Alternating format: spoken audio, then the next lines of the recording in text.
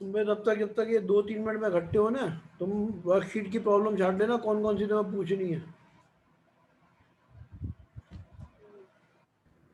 Sir नई book का question 16 का थर्ड का आंसर गलत दे रखा है। कौन से वाले क्वेश्चन का? नई बुक में क्वेश्चन 16 का थर्ड। और जो मैंने भेजी है उनमें है वो क्वेश्चन नहीं है। सर ये नहीं चेक किया। क्वेश्चन एक मिनट देखता हूँ, नई बुक में 16 का थर्ड कह रहे हो तुम, है ना? Sir page question 208। क्वेश्चन पढ़ दो क्या है। A force F 5 I cap plus 4 J cap। F question भेज दो बड़े, ओके सर। वो फोटो खींच के भेज दो, इसमें ढूंढने में बहुत टाइम लग जाएगा मुझे, तो साथ के साथ सॉल्व कर दूंगा।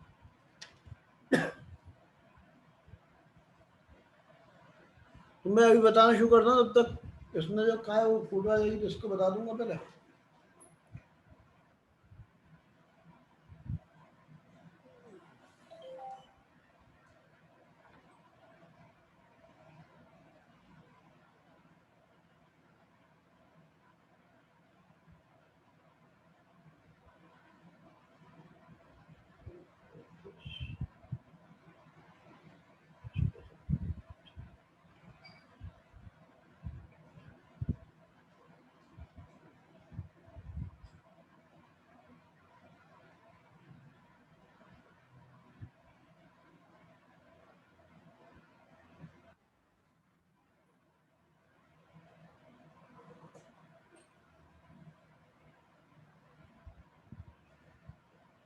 ऊपर वाले पार्टों से तो इसका कोई लेना देना नहीं है, ये देख लेना।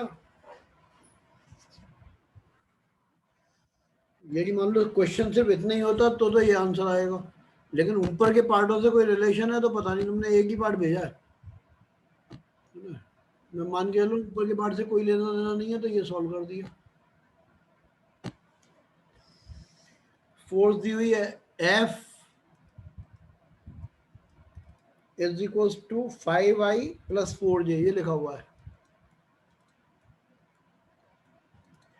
और डिस्प्लेसमेंट वेक्टर दिया हुआ है, displace a body through this, तो डिस्प्लेसमेंट वेक्टर ये दिया हुआ है 3J प्लस 4K, ये दिया है। वर्क इज इक्वल टू निकालेंगे तो F डॉट डी आएगा। F डॉट डी का मतलब होता है आई वाले मल्टीप्लाई होते हैं, तो इसमें आई है इसमें है ही नहीं तो जीरो आ गया। प्लस J वाले मल्टीप्लाई होते हैं तो ये 3 और ये 4 तो 12 आ गया। K वाले मल्टीप्लाई होते हैं वो है ही नहीं तो जीरो आ गया। तो वर्क तो आ रहा है 12 जूल वर्क आ गया। और power is equal to work upon time, तो वर्क हो गया 12 और टाइम तुमने लिया 3 सेकेंड, तो 4 वॉट आ गई है। आंसर ही गलत होगा, कोई दिक्कत नहीं। सर हम ये कौन सा क्वेश्चन कर रहे हैं? ये क्वेश्चन ही मान लो तुम इसको बस, क्योंकि मुझे भी नंबर नहीं पता है, जो वर्कशीट मैंने भेजी है उसमें पता नहीं है नहीं। तुम तो बस क्वेश्चन मान लो कि फोर्स दिया हुआ है, डिस्प्लेसमेंट दिया हुआ है, W is equal to F dot d होता है, दोनों का डॉट प्रोडक्ट, आई वाले मल्टीप्लाई करेंगे इसमें आई है ही नहीं तो जीरो हो गया, जे वाले मल्टीप्लाई करेंगे तो 3 4 जा 12 हो गया, और के वाले मल्टीप्लाई करेंगे जीरो, 12 जूल तो वर्क हो गया। पावर वर्क अपॉन टाइम होता है तो 12 अपॉन 3 यानी कि 4 वॉट पावर हो गई। आंसर गलत होगा बेटे।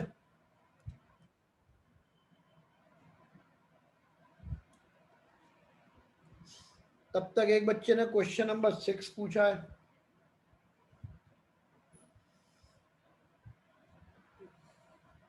Question number 6,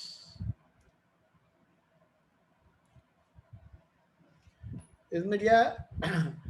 the velocity of a body is 100 kilometre per hour 30 degree west of south. Ojas भैया तुम्हारी प्रॉब्लम है, तुम ही याद उड़ा दो, इस ज्योग्राफी का मतलब बता दो। 30 डिग्री वेस्ट ऑफ साउथ क्या लेंगे?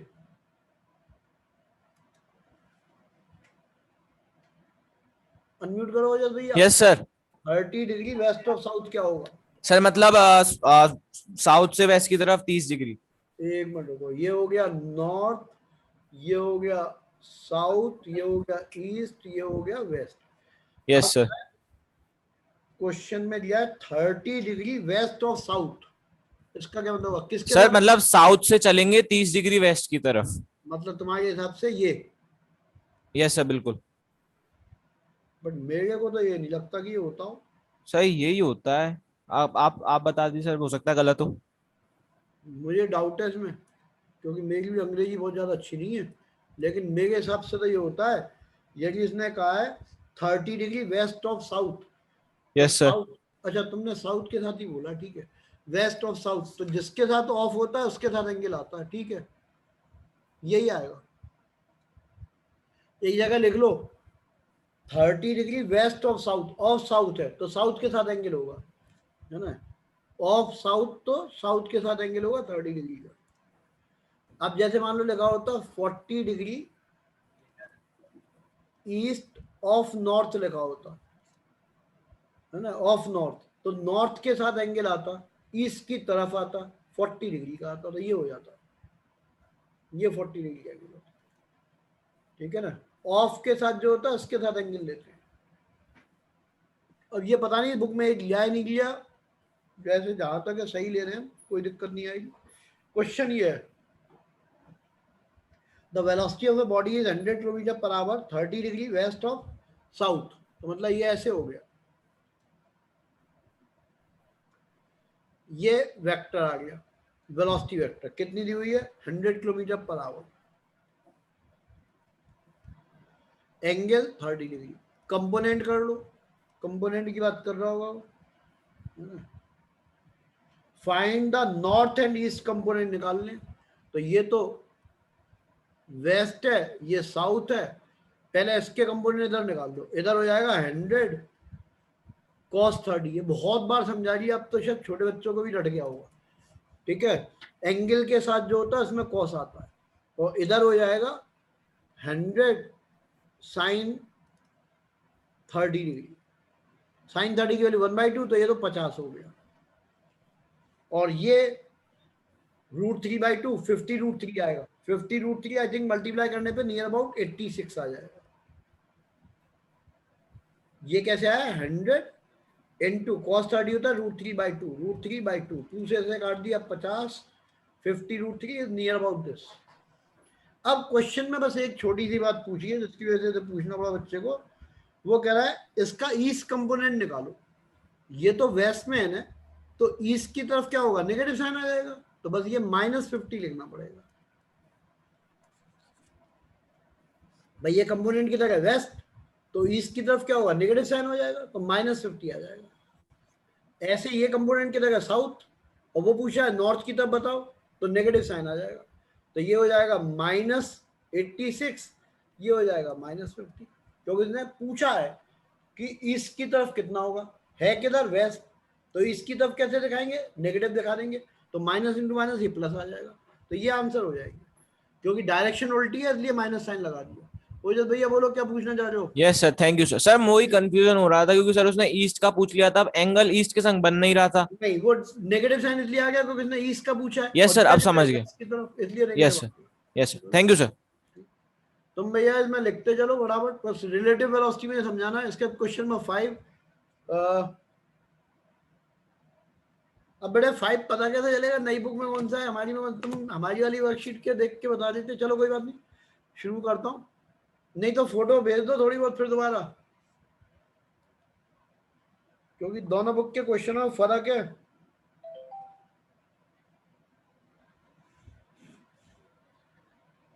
क्वेश्चन नंबर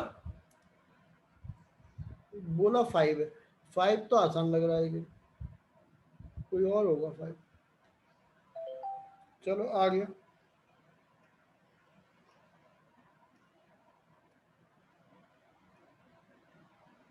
ठीक है, सेम है, जो वर्कशीट भेजी है उसी का 5 है। Question number 5, a force of 500 Newton is acting towards east। अब ये वही डायरेक्शन बना लो पहले, ये हो गया north, south, east and west. A force of 500 newton acting towards east, east इधर है तो ये 500 न्यूटन की फोर्स एक इधर काम कर रही है टुवर्ड्स ईस्ट, ये ईस्ट की डायरेक्शन हो गई। अनदर 600 न्यूटन फोर्स, एक दूसरी फोर्स हो गई वो 600 न्यूटन की है टुवर्ड्स नॉर्थ, तो एक मैंने अभी ऐसे बना लिया अलग से, ये 600 न्यूटन है किधर की तरफ है, नॉर्थ की तरफ। आगे क्या कह रहा है, सब्ट्रैक्ट फर्स्ट फोर्स ये है F1 from the second force ये हो गई F2 by drawing the diagram, vector diagram. और इसका मतलब ये हुआ स्केल मान लेना, ये 6 सेंटीमीटर की लाइन खींच देना तो ये 5 सेंटीमीटर की लाइन होगी। और यदि होम एग्जाम देने हैं, ठीक है ना, गलती से भी यदि मान लो होम एग्जाम देने पड़ गए बच्चों को तो बहुत बुरी हालत होती है। तो जो यहाँ वाले सारे देने वाले हो तुम तो, है ना, तो इसलिए होम एग्जामिनेशन में इस तरह की आती है ड्राइंग व्रॉइंग करने के, तो 6 सेंटीमीटर का ये आएगा, 5 सेंटीमीटर का ये आएगा। अब वो क्या कह रहा है, subtract the first force from the second, इसका मतलब यही तो हुआ, F2 फोर्स में से माइनस कर दो F1 फोर्स, ठीक है। और हम सब्ट्रैक्शन वगैरह जानते नहीं है, हमें ऐड करना आता है, तो इसका अंदर क्या हुआ, F2 फोर्स में से माइनस की जगह प्लस और ब्रैकेट में माइनस F1 कर दो। अब माइनस F1 क्या बोला है, माइनस F1 ये फोर्स हो गई, माइनस F1 का मतलब डायरेक्शन बदल गया। अब इन दो वेक्टरों को ऐड करना है, कौन कौन से वेक्टर को, this vector and this vector, इन दोनों को जोड़ना है। तो जोड़ने का तरीका बहुत आसान था, ऐसे एक लाइन खींच दो 6 सेंटीमीटर की, ये आ गई। अब इसके हेड पे इसकी टेल रख देते हैं, तो ये रख दो ऐसे, ये देख लेना ये F2 है और ये माइनस F1 है, प्लस वाली मत लेना तो गलत हो जाएगा। रिजल्टेंट क्या होता है, from the tail of the first vector to the head of the last vector, तो ये रिजल्टेंट हो गया। अब उसने कहा बाई ड्राइंग, तो स्केल से इसको नाप लेना कितना है, और जो आ जाए उसको 100 से मल्टीप्लाई कर देना तो आंसर आ जाएगा, ठीक है। स्केल से नाप लेना, ये लाइन मेरे हिसाब से स्केल से आएगी 7.8 सेंटीमीटर आएगी। कैलकुलेशन से भी हम कर सकते हैं लेकिन वो करने नहीं है, स्केल से नाप के देखना पड़ेगा। दूसरी चीज डायरेक्शन कैसे निकालेंगे वो इंपॉर्टेंट है, तो उसको काली इंक से कर देता हूँ, इसका ये मतलब नहीं काले कारना में नहीं, लेकिन कर दे रहा हूँ काली इंक से। यहाँ पे जहां इसकी ओरिजिन होता है ना, मतलब इसकी टेल जहां होती है उससे डायरेक्शन तय होती है, तो अब ये यहाँ पे लिख देंगे नॉर्थ साउथ ईस्ट वेस्ट, ये हो गया, नॉर्थ ऊपर होता है, ये साउथ होता है, ये ईस्ट होता है, ये वेस्ट होता है। अब डी की जरूरत पड़ेगी, डी से एंगल नाप लेना कितना है ना, तो ये एंगल आएगा 39 डिग्री आएगा। कहाँ से देगा, बुक से देखा मैंने, तो 39 डिग्री। इसको कैसे लेंगे, 39 degree west of north, west of north, west की तरफ है, किसके साथ एंगल है, नॉर्थ के साथ। ऐसे लिख दे रहा हूँ, ध्यान से इसको अंडरलाइन कर लेना, ये जरूर सीख लेना, 30 degree west of north. Of जो होता है ना उसके साथ एंगल होता है, उसने कहा ऑफ नॉर्थ, तो नॉर्थ के साथ एंगल होगा, किधर की तरफ, टुवर्ड्स द वेस्ट। तो ये एग्जाम के हिसाब से बढ़िया क्वेश्चन है।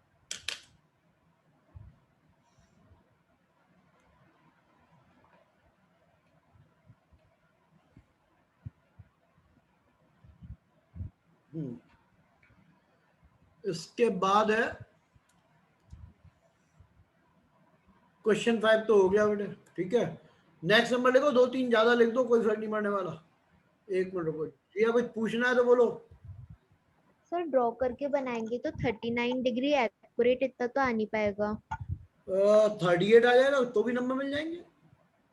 सर वो प्लस माइनस 1 पे।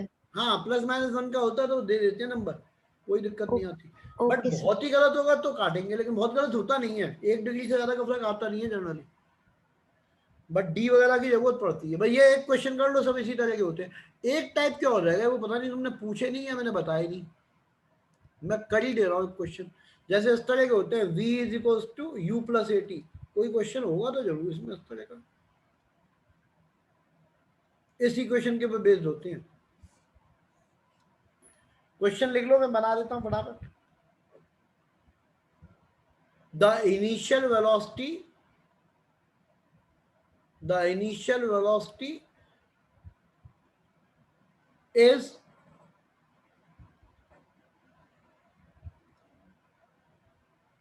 5 meter per second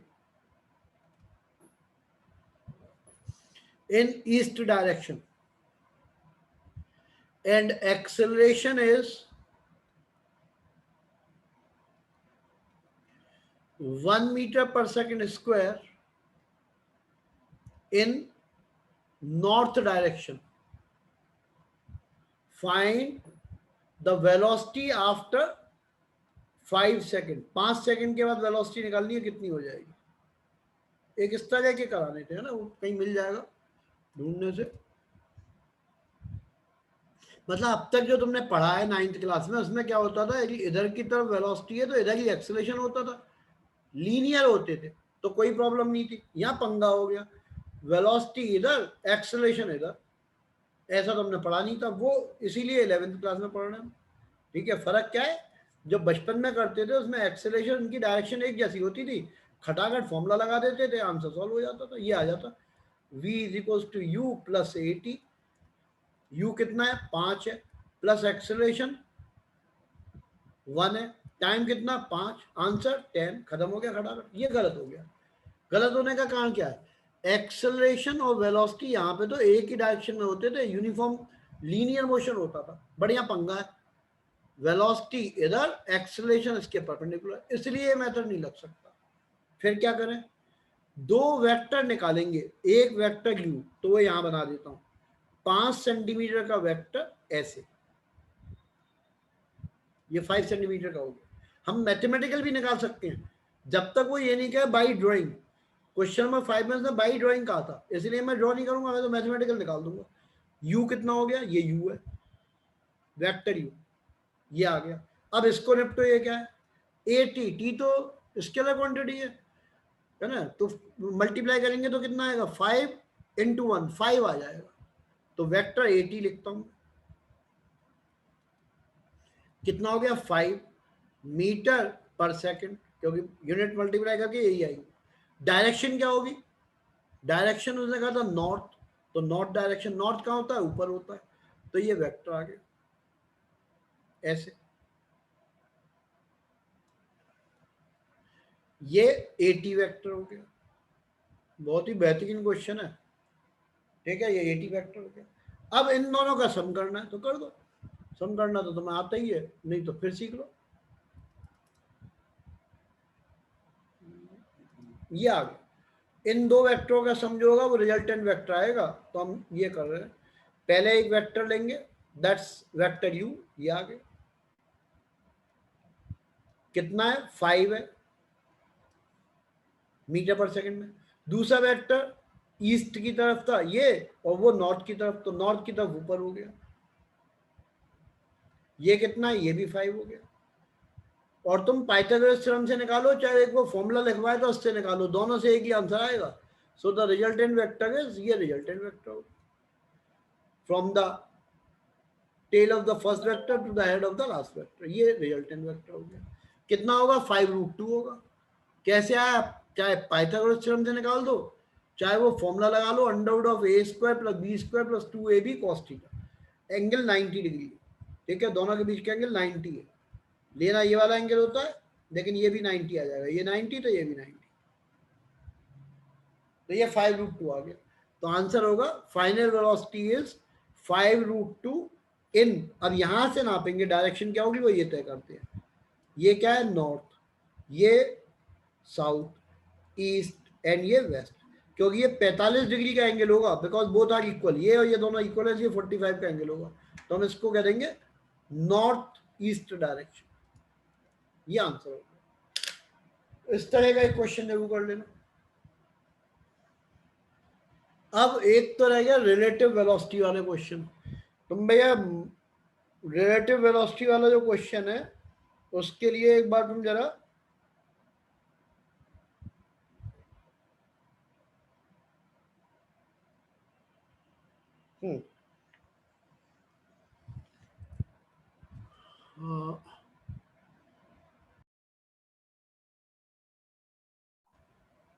बोल पाओगे तो बोल।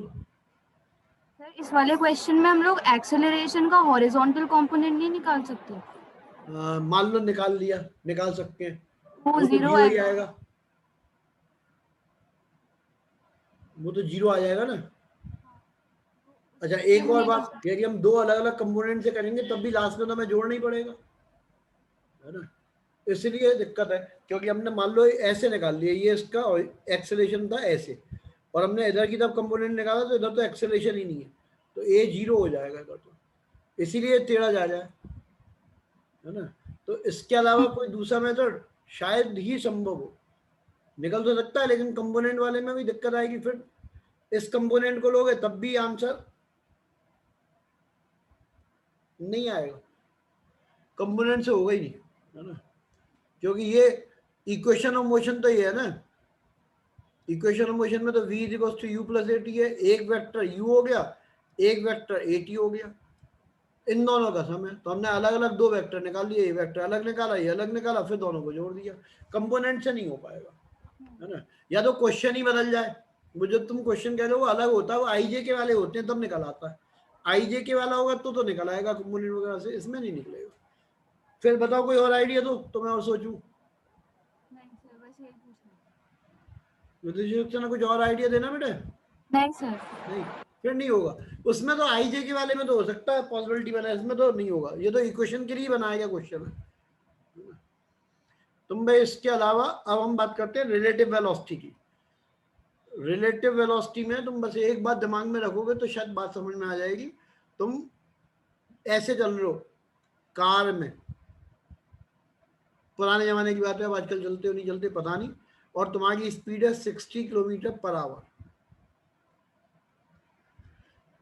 ये तुम ए, तुम्हारी कार ए हो गई, एक दूसरा तुम्हारा दोस्त है वो कार बी में है और वो भी ऐसे ही चल रहा है, सेम डायरेक्शन, इसकी स्पीड भी 60 किलोमीटर पर आवर है। तो यदि इन दोनों की हम रिलेटिव स्पीड निकालेंगे तो जहां तक तुम अपनी जनरल नॉलेज से बोल दोगे कि रिलेटिवली भैया दोनों साथ ही साथ चलते रहेंगे, एक ही सड़क पे चल रहे हैं, खाली सड़क है और आगे से कोई ट्रैफिक वगैरह नहीं है, तो मरने की जुगाड़ हो जाएगी, बिल्कुल खाली सड़क है, दोनों कार पास पास चल रही है, बहुत चौड़ी सड़क है, और 60 किलोमीटर पर आवर से ये चल रहा है, 60 से ये चल रहा है, तो क्या इनके बीच का गैप बढ़ेगा? मेरे हिसाब से नहीं बढ़ेगा, क्योंकि जब स्पीड एक ही है, एक ही डायरेक्शन में जा रहे हैं, सीधे ट्रैक पे चल रहे हैं, तो इन दोनों के बीच का गैप तो बढ़ेगा ही नहीं, यानी कि टाइम कितना ही बढ़ गया, डिस्टेंस तो कितनी रहेगी दोनों के बीच की, जो डिस्प्लेसमेंट आएगा वो तो जीरो ही आ जाएगा हमेशा, क्यों? क्योंकि दोनों साथ ही जाते हैं, गैप बढ़ा ही नहीं इन दोनों के बीच का, तो इसकी स्पीड जो होगी वो भी जीरो हो जाएगी, इसको बोलते हैं रिलेटिव स्पीड, इन दोनों की रिलेटिव स्पीड जीरो हो गई, और यदि अपोजिट डायरेक्शन में जा रहे होते तो रिलेटिव स्पीड ऐड हो जाती, मान लो ये इधर चल रहा होता 60 किलोमीटर पर आवर और ये जा रहा होता है इधर, ठीक, तो मान लो यहां से इन दोनों ने चलना शुरू किया, अब 1 घंटे बाद क्या पोजीशन होगी? 1 घंटे बाद ये तो यहां पहुंच जाएगा 60 किलोमीटर की डिस्टेंस पे, और 1 घंटे बाद ये यहां पहुंच जाएगा 60 किलोमीटर की डिस्टेंस पे, यानी कि दोनों के बीच में 120 किलोमीटर की डिस्टेंस आ गई, और टाइम कितना लगा? 1 घंटा, क्योंकि ये अलग चल रहा था, ये अलग चल रहा था, टोटल टाइम तो 1 घंटे लगेगा, यानी कि स्पीड हो जाएगी 120 किलोमीटर पर आवर। तो एक जनरल बात ये हुई रिलेटिव स्पीड में, पहली चीज, यदि दोनों एक ही डायरेक्शन में चल रहे तो रिलेटिव वेलोसिटी जीरो हो जाएगी, या सब्ट्रैक्ट कर देंगे, ऐसे याद कर लो, जैसे मान लो इसकी 80 होती और इसकी स्पीड होती 60, तो दोनों के बीच में 20 किलोमीटर का फर्क आता आफ्टर 1 आवर, 1 घंटे के बाद, है ना। तो जब सेम डायरेक्शन में होते हैं तो सब्ट्रैक्ट करते हैं, अपोजिट डायरेक्शन में होते हैं तो ऐड करते हैं, इसको कहीं लिख लो, relative speed is subtracted when both are moving in the same direction. Relative speed is added when both are moving in opposite direction. Same direction में subtract होती है, opposite direction में add होती है। ये तो बच्चों वाली कहानी हो गई, है ना। बचपन में हम ये करते, अब हम हो गए बड़े, है ना। ये 9th के बच्चे को तो ये कहानी समझा दो, समझ में आती है। 11th वाले को ये छोटी कहानियां नहीं समझ में आती। ये 9th की बात खत्म हुई, है ना। तुमने वो वाले क्वेश्चन किए थे अप स्ट्रीम डाउन स्ट्रीम वाले, ये उसी तरह के। तो यदि मान लो सेम डायरेक्शन में चल रहे हैं तो सब्ट्रैक्ट कर देते हैं, अपोजिट डायरेक्शन में होते हैं तो ऐड कर देते हैं। इसमें गलत कुछ भी नहीं है, बट प्रॉब्लम क्या है कि केवल दो ही डायरेक्शन थोड़ा दुनिया में बनी है कि या तो सेम डायरेक्शन में चलेंगे या अपोजिट डायरेक्शन में। ये भी तो हो सकता है कि एक सड़क पे ऐसे जा रहा हो, दूसरा सड़क पे ऐसे जा रहा हो। अब इनकी रिलेटिव वेलोसिटी निकालनी है, तो ये फेल, ये भी फेल, काम बिगड़ गया। तो अब हमें बड़ा कॉन्सेप्ट सीखना पड़ेगा, यानी कि 11th का कॉन्सेप्ट।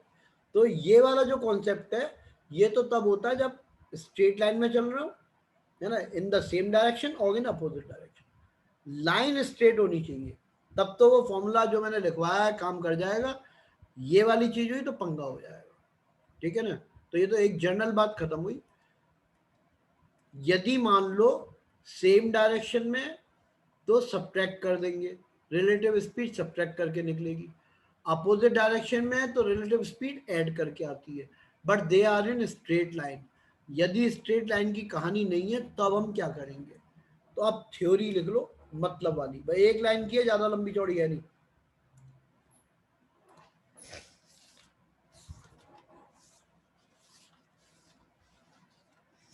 सिंपल बात यह है कि जिसके हिंदी या अंग्रेजी में लिख लेना, जो भी लैंग्वेज तुम्हें अच्छी लगती हो, जिसके रेस्पेक्ट में हमें रिलेटिव वेलोसिटी निकालनी है उसकी वेलोसिटी को 0 कर देते हैं, है ना। मैं तो हिंदी में बता पाऊंगा तुम्हें, तुम अंग्रेजी में अपने हिसाब से कन्वर्ट करके लिख लो, मैं थोड़ा भी समझाता हूँ, है ना। जिसके रेस्पेक्ट में हमें स्पीड निकालनी है उसकी वेलोसिटी को सब्ट्रैक्ट कर देते हैं। इसका मतलब क्या हुआ, जैसे हमें वेलोसिटी निकालनी है किसकी, बी वाले की, किसके रेस्पेक्ट में, ए के रेस्पेक्ट में। इसको लिख लो, velocity of B with respect to A, velocity of B with respect to A, A के रेस्पेक्ट में निकालनी है, ठीक है। Velocity of B with respect to A, B की वेलोसिटी किसके रेस्पेक्ट में, ए के रेस्पेक्ट में, ये हमें कैलकुलेट करनी है। Velocity of B with respect to A, ठीक, ये निकालनी है। यानी कि ए को रेस्ट पे कर देंगे। क्या मतलब हुआ, जैसे मान लो सपोज करो कि बी तो ऐसे चल रहा है, ये वेलोसिटी है बी की, और ए ऐसे चल रहा है,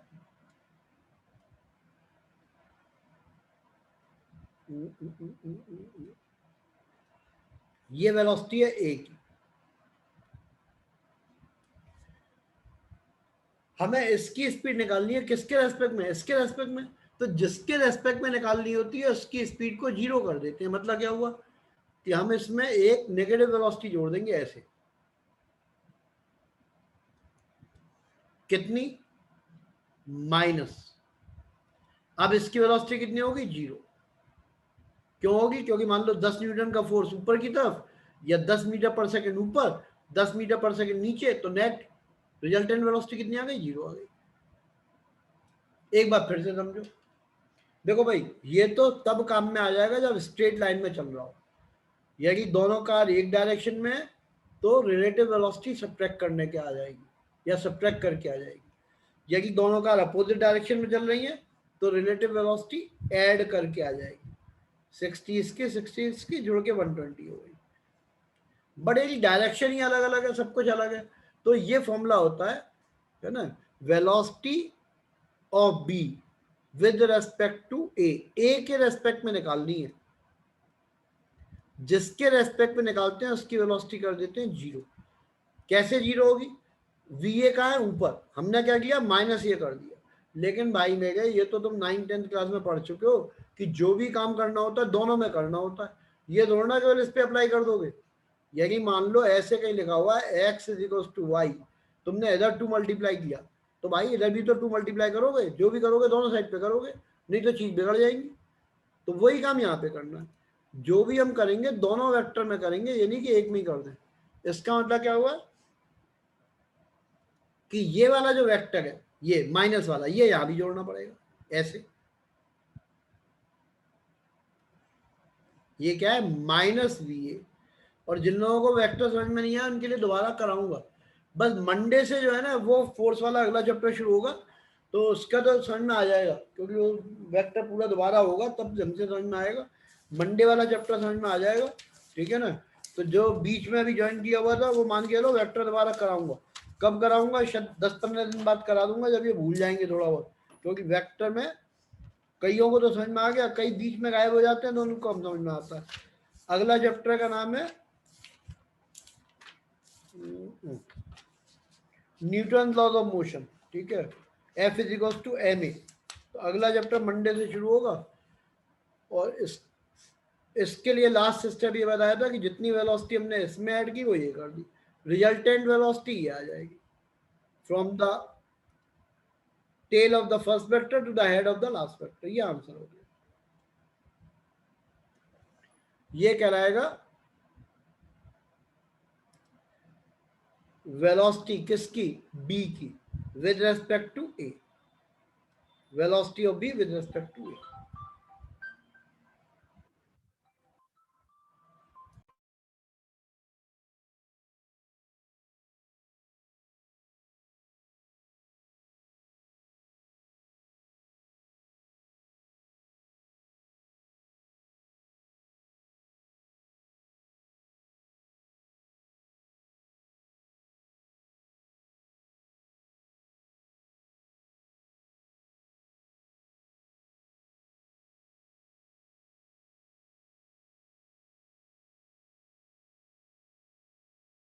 दूंगा तो थोड़ा समझ में आएगा।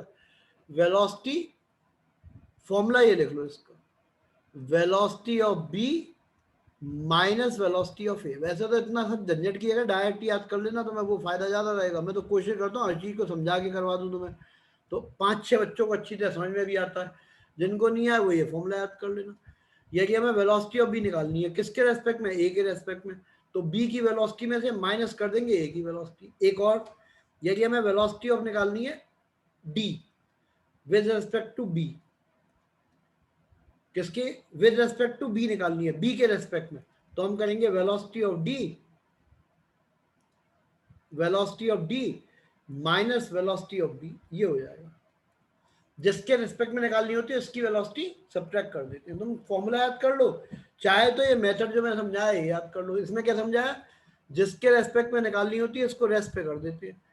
तो ऊपर की तरफ पॉजिटिव था, नीचे की तरफ नेगेटिव आ गया, इसको उठा के यहाँ पे रख दिया, तो ये वेलोसिटी B वाले की, ये नेगेटिव में, ये आंसर आ गया। बेटर है तुम डायरेक्ट फॉर्मूला याद कर लेना। वो अगले पेज पे फिर लिखता हूँ। सर ऐसा कैसे हुआ कि मतलब हमने जैसे उसका निगेटिव रखा तो आंसर सही आ जाएगा, मतलब हमें किसके रिलेटिव निकालनी है, जैसे मान लो सर तुम्हारे रिलेटिव एक वेलोसिटी निकालनी है किसी दूसरे की, तो तुमको रेस्ट पे कर देंगे भाई। तुम चलना ही सर। बंद कर दो, जैसे चल तुम भी रहे हो और ये कार भी चल रही है। अब मैं तुमको रेस्ट पे मान लूं, तुम्हारी वेलोसिटी 0 कर लूं, है ना, तो सर। इसके तुम्हारे रेस्पेक्ट में इसकी वेलोसिटी आ जाएगी। लेकिन 0 ऐसे ही थोड़ा कर देंगे, 0 करने के लिए तुम्हारी वेलोसिटी इधर है तो मैं इधर की तरफ एक नया वेक्टर लूंगा, तब तुम 0 पे आओगे। तो तो जो सर काम ये इसने हम किया वो एज्यूम ही तो करते हैं सर। सर ये एज्यूम ही तो करते हैं कि मतलब वो जा रहा है फिर उसको मतलब निगेटिव कर दिया, मतलब एज्यूम नहीं उसका कर रहा भाई, ये तो बिल्कुल सही कर रहे हैं। हमने B को जैसे A के रेस्पेक्ट में निकालनी है तो A को रेस्ट पे कर दिया। अब तुम सोचो A को रेस्ट पे कैसे कर सकते हो, ये 10 मीटर से इधर जा रहा है और तुम जाते हो रेस्ट पे हो जाए, तो 10 मीटर से दूसरी डायरेक्शन में इसकी वेलोसिटी दे दें, तब ये रेस्ट पे होगा। तो हम तो इसको रेस्ट पे करते हैं, और जो काम करेंगे दोनों में करेंगे, क्योंकि हमने इसको रेस्ट पे करने के लिए माइनस भी किया, इसलिए इसमें कर दिया। लेकिन फिर भी मेरी एडवाइस है कि हर चीज के पंगे मत लो, है ना, जिनको समझ में आ जाए, नहीं तो डायरेक्ट फॉर्मूला याद कर लेना। वो अगले पेज पे फिर लिखता हूँ। और सर हाँ बोल दो। जैसे जैसे सर वो ए वाली चीज सामने वाले डायरेक्शन में जा रही थी, तो अगर हाँ हमने उसको पीछे की साइड मतलब उसको 0 करने के लिए पीछे कर दिया तो सर वो पीछे की साइड भी तो जाएगी ना सर। हाँ, तभी तो नेट निकल आएगा कितना हुआ भाई। जैसे मान लो तुमने ये कर दिया, कोई अप्लाई करोगे तभी तो हम फॉर्मूले से निकाल रहे हैं, वेक्टर से तो निकाल रहे हैं, इसीलिए भाई, हाँ सर। रिजल्ट कहाँ आएगा वही तो देख रहे हैं हम। Yes sir. मतलब जैसे मान लो हमने इसको इधर कर दिया तो अब ये इस डायरेक्शन में थोड़ा जा रही है, वेलोसिटी तो इधर आ गई ना, नई वेलोसिटी आ गई। हाँ सर। तो इस अब वो ये दोनों तुम जो सोचो वो लाइन वाली बात सोच रहे हो, लाइन में तो है ही नहीं, ये ऐसे जा रहा था, हमने इसमें से ये माइनस कर दिया तो अब इसकी डायरेक्शन ये आ गई, तो रिलेटिव हाँ वेलोसिटी सर। नहीं आ जाएगी लेकिन वेक्टर फॉर्म में आएगी। स्ट्रेट लाइन में वो आ जाती थी सीधे सीधे, ये स्ट्रेट लाइन में नहीं है, अलग अलग एंगल पे इसलिए अलग अलग आएगी। तो हाँ भैया सर। बाकी जो बचे हुए हो एक बार इसको फाइनली अब समझ लोगे तो शायद समझ में आ ही जाएगा। बात यह है कि हमें वेलोसिटी निकालनी है मान लो बी की, किसके रेस्पेक्ट में, ए के रेस्पेक्ट में। तो जो भी वी की वेलोसिटी दी होगी उसमें से माइनस कर देना वेलोसिटी ऑफ ए। अब इसका मतलब क्या हुआ, जैसे मान लो हमसे कहा गया body B is moving in this direction with this velocity, ये दिया हुआ है, ये वेलोसिटी है बी की, ठीक, and another object A is moving in this direction, ऐसे चल रही है। हमें निकालने को कहा गया find the relative velocity of B with respect to A, कि किस डायरेक्शन में जा रही होगी। तो हम क्या करेंगे, ये वाला फॉर्मूला अप्लाई कर देंगे, बी बी इसको लिख देंगे velocity of B minus velocity of A, लेकिन ये वेक्टर है तो इसका मतलब क्या हो गया, वेलोसिटी ऑफ बी फिर माइनस की जगह प्लस लिखते हैं और माइनस वेलोसिटी ऑफ ए। अब इनको निपट लो अलग अलग। देखो यहां पे कलर बदल के लिख देता हूं मैं, वेलोसिटी ऑफ बी तो यही है, माइनस वेलोसिटी ऑफ ए वो क्या होगी, ये होगी। अब इस वाले वेक्टर को और इस वाले वेक्टर को ऐड करना है ना, वो कैसे ऐड होगा, मान लो ये वेक्टर हमने ऐसे बना लिया, ये हो गया माइनस बी ए, इसमें किसको जोड़ना है, इसको, तो इसकी टेल ये है, टेल यहां ले आओ और हेड ऐसे आ गया तो ये आ गई डायरेक्शन, ये हो गया वेलोसिटी ऑफ बी, ये आ गया। रिजल्टेंट क्या होता है, from the tail of the first vector to the head of the last vector, तो ये रिजल्टेंट आ जाएगा।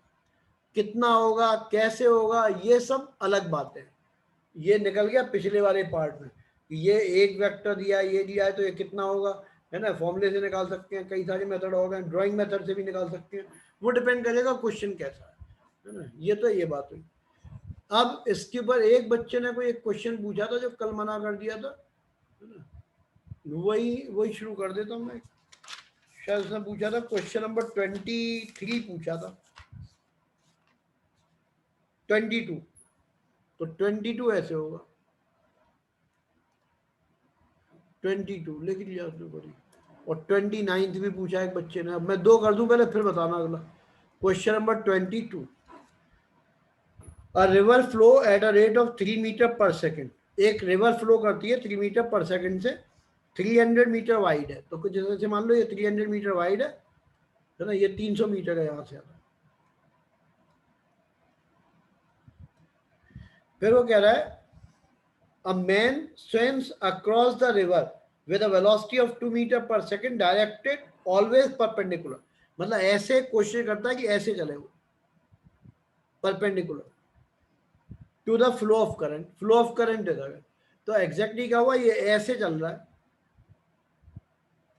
और ये करंट इसको ऐसे मिल जाएगा, ये तो दिया है 3, तो मैं यहाँ डायग्राम बना लेता हूँ, आदमी चल रहा है ऐसे, कितनी वेलोसिटी से, 2 मीटर पर सेकेंड से, रिवर चल रही है ऐसे, कितनी वेलोसिटी है, 3 मीटर पर सेकेंड है,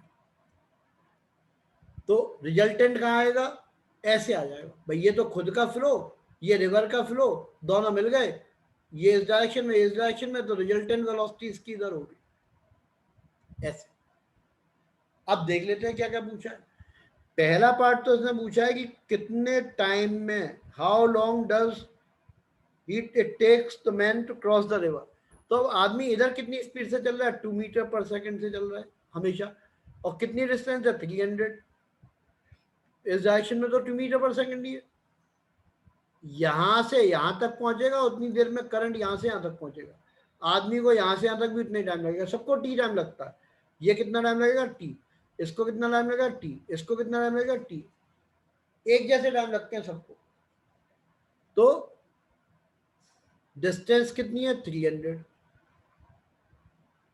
स्पीड कितनी है 2, टाइम कितना है t है, तो t इज इक्वल टू आ जाएगा 300 अपॉन 2 150 सेकेंड, ये टाइम आ गया। मिनट में कन्वर्ट करना है तो आंसर में लाने के लिए मिनट में कन्वर्ट कर लेना, 2 पूरे मिनट हो जाएंगे और आधा और हो जाएगा, 2.5 मिनट हो गए। अब एक बार दोबारा समझ लो, आदमी ऐसे किस डायरेक्शन में, इस डायरेक्शन में चल रहा है, ये 300 मीटर कवर करता है, किस स्पीड से 2 से, यहां से यहां तक पहुंचने में टाइम कितना लगेगा t, करंट का फ्लो इसको यहां से यहां तक पहुंचाने में t लगाएगा, टोटल टाइम वो भी t लगेगा, क्योंकि एक ही आदमी है, आदमी के टुकड़े थोड़ा हो गए, यहां से चला फ्लो इधर कर रहा था, इस किनारे पे तो पहुंचा नहीं, पहुंचेगा यहाँ पे, ये इसकी रीच पॉइंट होगा, इस जगह पहुंचेगा, आदमी तैरते तैरते तैरते यहाँ पहुंच जाएगा, यहाँ नहीं पहुंचेगा, यहाँ पहुंच जाएगा, ठीक है। 150 सेकंड का टाइम लगेगा, 150 सेकंड यहां से यहां तक। कैसे निकाला, distance upon speed is equal to time, चाहे ऐसे लिख दो, time is equal to distance upon speed, तो डिस्टेंस है 200, स्पीड 300, डिस्टेंस है 300, स्पीड वो दिया 150 आ गया। उज्जवल भैया हाथ उठा लो, पूछना हो तो। हाँ बोलो, अब क्या कह रहे हो। सर एक ऐसा सवाल था सर, वर्टिकली सर डिस्टेंस बढ़ जाएगा अगर स्पीड सेम रहेगी तो टाइम नहीं बढ़ना चाहिए सर? देखो आदमी एक है, दो, पहले तो ये तय कर लो। सर एक है सर। एक है, आदमी ने यहाँ से चलना शुरू किया, कहाँ सर। पहुंच गया, यहाँ तक पहुंच गया, कितना टाइम लगा t। टी लगा अब सर, हमने ठीक। इसके कंपोनेंट सोचे, यदि हम ये कहें, मान लो अलोंग वाई एक्सिस कितना चला, यहां से शुरू करके यहां पहुंच गया, यस सर। तो कितना टाइम लगेगा, आदमी तो एक ही है, तो इसको भी तो उतना ही टाइम लगेगा, ये सारे कंपोनेंट को कवर करने में कितना टाइम लगेगा, जितना इसमें लग रहा है। सर दोनों कंपोनेंट का सम होता है ना सर, रिजल्टेंट। दोनों कंपोनेंट का सम होता है रिजल्टेंट, ठीक है, कौन मना कर रहा है। जोड़ो, वेक्टर मेथड से जोड़ो ना, ये जुड़ गया, ये जुड़ गया, ये आंसर आ गया। लेकिन टाइम थोड़ा अलग लग जाएगा, टाइम तो एक ही लगेगा भाई, जितनी देर में ये यहाँ से अलोंग एक्स एक्सिस यहाँ पहुंचेगा, उतनी देर में रिवर पे कोई चीज होगी वो यहाँ से यहाँ पहुंच जाएगी। Yes sir, yes sir, yes sir. Time तो सबको एक जैसा लगना है, टाइम बदलेगा ही नहीं, नहीं तो आदमी यहाँ पहुंचेगा ही नहीं, कहीं और पहुंच जाएगा। जितने टाइम में वो यहाँ से यहाँ तक पहुंचा, उतनी देर में उसने अलोंग वाई एक्सिस यहाँ से यहाँ तक की डिस्टेंस कवर की, है ना। यस सर, टाइम तो सेम ही लगेगा। अब दूसरी बात भी इसी से, बच्चे से जो बात चल रही थी इसी से पता चल जाएगी, टाइम सेम लगेगा तो यहाँ भी 150 सेकंड का ही टाइम लगेगा। अब डिस्टेंस का formula, distance is equal to होता है स्पीड इनटू टाइम। इधर की तरफ रिवर की स्पीड कितनी है, 3 है, तो 3 इंटू टाइम 150, तो कितना आ जाएगा 450 मीटर, यानी कि सामने से 450 मीटर दूर जाके जाएगा। इस अपोजिट बैंक ये हो गया, यहां से यहां जाएगा आदमी, इस जगह पहुंच जाएगा। एक बार फिर से सुन लो, पहली बात तो ये बिल्कुल क्लियर होनी चाहिए कि यदि मान लो हमने एक कंपोनेंट इधर लिया, दूसरा कंपोनेंट इधर लिया और रिजल्टेंट ये आ गया, तो हमेशा टाइम तो बदल नहीं सकता। यदि मान लो यहां से यहां तक के कंपोनेंट को टाइम t लग रहा है, तो यही टाइम इसको लगेगा, यही इसको लगेगा, क्योंकि तुमने घड़ी ऑन कर दी और यहां से यहां तक पहुंचने में मान लो 10 सेकंड लगे, तो डेफिनेटली इतने में ये कवर करेगा, एक्स एक्सिस के अलॉन्ग ये डिस्टेंस, वाई एक्सिस के अलॉन्ग ये डिस्टेंस कवर हो जाएगी, टाइम वही होगा। तो 300 तो ये डिस्टेंस दी हुई थी, ये वाली स्पीड दी थी 2 इंटू टाइम t, तो t बराबर आ गया 150 सेकंड। इतने सेकंड में आदमी दूसरे किनारे पे पहुंच जाएगा, बट पहुंचेगा कहाँ, पहुंचेगा यहाँ।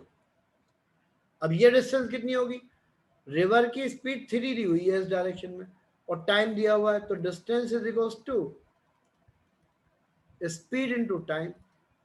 तो स्पीड कितनी है, वो 3 है, टाइम कितना लगता है यहाँ से यहाँ तक, है ना, 150 लगता है, टोटल 450 मीटर आ जाएगा। तो सामने वाले किनारे पे 450 मीटर दूर पे जाके मिल जाएगा।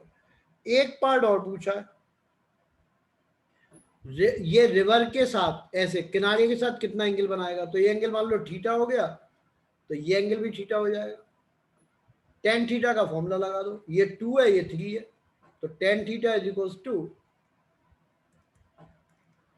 2/3, चाहे डिस्टेंस लगा लो तब भी कोई फर्क नहीं पड़ेगा, 300/450 करोगे तब भी यही आएगा, क्योंकि टाइम से टाइम तो कट ही जाएगा। तो थीटा की वैल्यू आ जाएगी, theta is equals to tan inverse 2/3। ICSC वाले कैलकुलेटर से निकाल लेना, सीबीएसई वाले इसी फॉर्म में छोड़ देना। एक पूछा है बच्चे ने 29, एक और सॉल्व हो जाएगा 29। क्वेश्चन नंबर 29,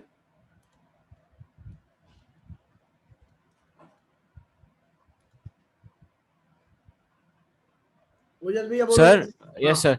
सर मुझे टाइम वाला वो भी समझ में नहीं आया सर। मतलब अगर एक आदमी ऐसे चलता है एक्स एक्सिस पे और फिर वो वाई एक्सिस पे चलता है। चलता है, आदमी नहीं चलता। हाँ सर आदमी तो ऐसे चल रहा है, आदमी यस तो सर। ऐसे चल रहा है। सर आदमी कोशिश कर रहा था सर एक रह नहीं गया। सर। हाँ यस सर। तो यहाँ चल रहा है आदमी, तो तुम कहाँ कह रहे हो एक्स एक्सिस पे चल रहा है? यस सर बिल्कुल सर यहाँ चल मतलब सर आपने ये कहा कि सर एक बार मान के चलते हैं कि एक आदमी एक्स एक्सिस पे चल रहा है, ठीक है, हाँ कांस्टेंट स्पीड से चल रहा है ना, एक्सेलरेशन भी कांस्टेंट है, हाँ, ठीक है सर। तो मान लीजिए ऐसे पाइथागोरस थ्योरम का ट्रिपलेट मान लेते हैं 5, 13 और 12। नहीं मानेंगे कैसे? कुछ भी मान लो तुम तो कह रहे हो इधर की तरफ एक्सेलरेशन ही नहीं है। यस सर एक्सेलरेशन नहीं है पर चल मतलब कांस्टेंट स्पीड से चल रहा है, वो एक्सेलरेट नहीं कर रहा है। भाई मेरे यदि मान लो इधर चल रहा है 2 से इधर, यस सर और यस इसको सर 3 इधर मिल गया, तो ये यहाँ चला ही कहाँ? चला तो ये इस डायरेक्शन में चल रहा है, आदमी तो ऐसे चल रहा है। तुम पता नहीं आदमी को कहाँ चला रहे हो, ऐसे चल रहा है आदमी तो बेचारा। जहां तुम आदमी को ले जाना चाहते हो वो आदमी है ही नहीं।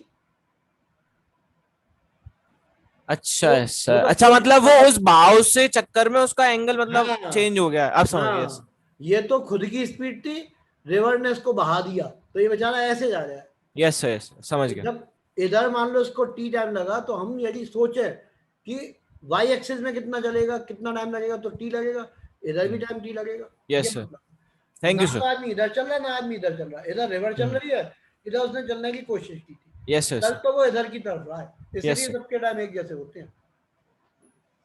Question number 29,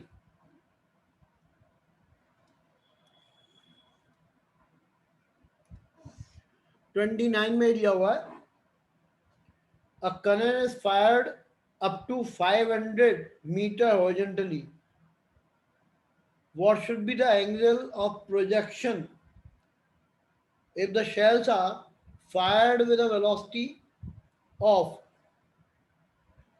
100 meter per second? अच्छा अच्छा,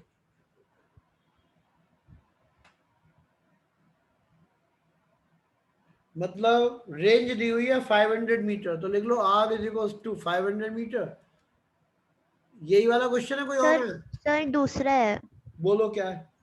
A stone is thrown from the top of a tower at ठीक an है angle ठीक of है, 30 degree. जिसका ये देख लो आंसर 46.4 है। हाँ सर। ठीक, क्वेश्चन नंबर चेंज। जो बुक तुम्हें दी हुई है उसमें 31 नंबर पे है, 2 क्वेश्चन बढ़ा दिए शायद। A stone is thrown from the top of a tower at an angle 30 degree up with the horizontal. तो ये कह रहा है ऐसे फेंका, ये हॉरिजॉन्टल हो गया। The stone is thrown from the top of a tower at an angle of 30 degree with the horizontal. ये 30 डिग्री एंगल पे ऐसे फेंक दिया, ये 30 डिग्री का एंगल है, और वेलोसिटी दी हुई है with a velocity of 16 metre per second. तो भैया कंपोनेंट निकाल लो, इधर की तरफ इसका कंपोनेंट निकलेगा u यानी कि 16 cos 30 डिग्री। आगे सॉल्व करेंगे तो 16 इंटू cos 30 होता है √3/2, 8√3 आ गया। ऊपर की तरफ निकाल लो कितना आया, ऊपर की तरफ होगा 16 sin 30 यानी कि 8 आ गया। तो ये कंपोनेंट निकला है, ये हॉरिजॉन्टल कंपोनेंट, ये वर्टिकल कंपोनेंट। अब हो जाएगा सुन, अब पढ़ते हैं क्या कह रहा है। After 4 second of its flight is strike the ground, 4 second के बाद जमीन पे आ गया, 4 सेकंड के बाद जमीन पे आ गया, ठीक है। शायद तुम्हें ध्यान हो, इससे निकल आना चाहिए। देखता हूँ कोशिश करके। H is equal to minus u t plus half g t square. मैंने कहा था इस फॉर्मूले को रट लेना, शायद तुमने रटा हो। यदि ऊपर की तरफ फेंका है और ये हाइट एच है, तो ये फॉर्मूला था। करके देखते हैं। एच निकालना है, माइनस यू टी तो माइनस 8 इंटू टाइम, उसने कहा आफ्टर 4 सेकेंड जमीन पे टकराता है, तो 4 प्लस हाफ इंटू जी, जी कितना दिया हुआ है 9.8 into T square that is 4 into 4। एक बार जी तुम कैलकुलेट करके बता दो सही कुछ आ पा रहा है नहीं आ पा रहा।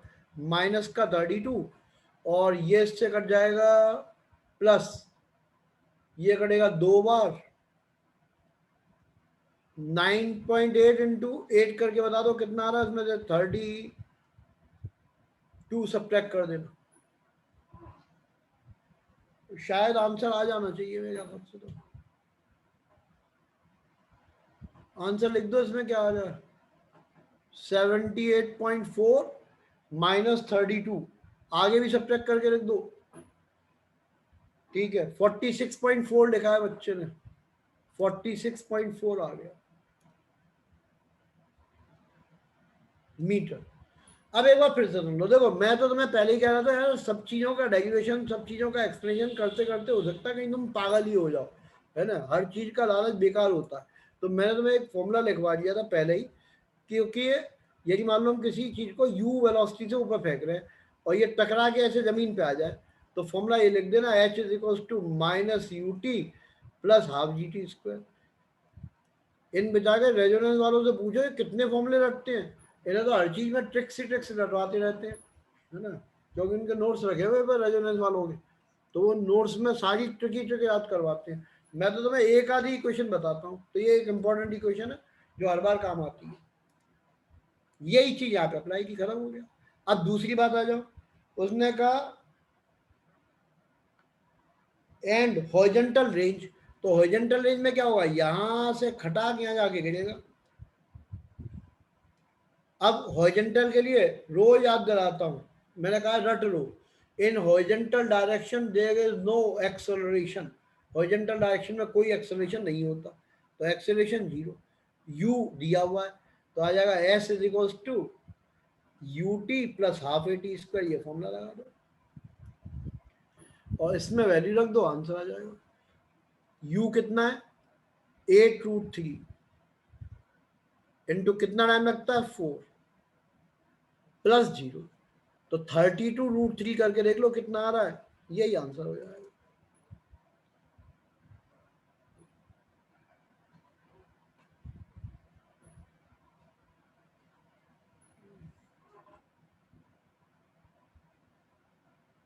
तो भैया अब आज के लिए इतना काफी है, इसे उतार लो, है ना। बाकी अब होगा कल डिस्कशन। 55.5 एक बच्चे ने लिख दिया, सही आंसर।